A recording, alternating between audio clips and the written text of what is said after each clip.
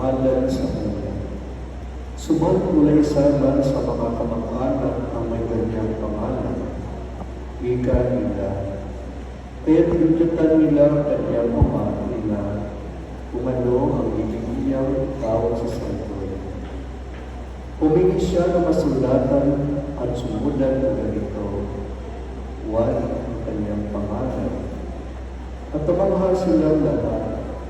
Pagkatay, nakapagsalita siya ng papuri sa Diyos. Natakot nila na kanilang kapitbahay, ano pa't naging sapsapan ang buong kabululan ng Judea at mga bagay na ito. Pinakaisip-isip nito ang lahat ng akala at ang kanilang tanong. Magiging ano kaya ang batang ito sapagkat maliwanag na sumasa kanya ang Panginoon.